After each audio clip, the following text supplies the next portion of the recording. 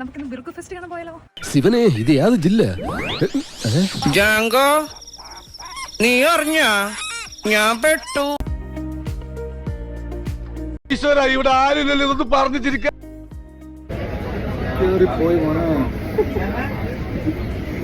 ലൈഫിൽ റിസ്ക് എടുക്കണം, ആരും സഞ്ചരിക്കാത്ത വഴിയിലൂടെ സഞ്ചരിക്കണം, സ്വപ്നങ്ങളെ പിന്തുടരണം, എന്തെങ്കിലും നിങ്ങൾ അവിടെ എത്തിപ്പെടും.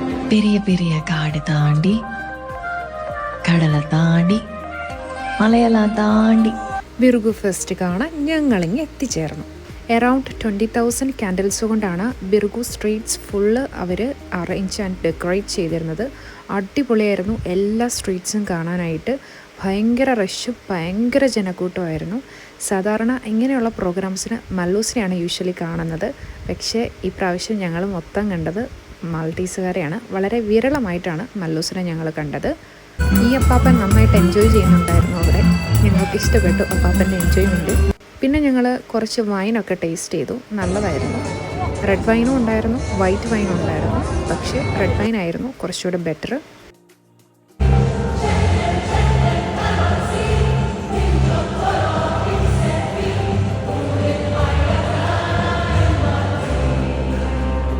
ഇവരുടെ ഈ പാട്ടാണ് ഞങ്ങൾക്ക് ഏറ്റവും ഇഷ്ടപ്പെട്ട പ്രോഗ്രാം ആയിരുന്നത്. എല്ലാ സെൻറ്റർ വഴിയും, അതായത് ഈച്ച് സ്ട്രീറ്റ്സ് വഴിയും ഓരോ പ്രോഗ്രാംസ് ആയിരുന്നു അറേഞ്ച് ചെയ്തിട്ടുണ്ടായിരുന്നത്. ഞാൻ പോകുന്നു. Bye bye.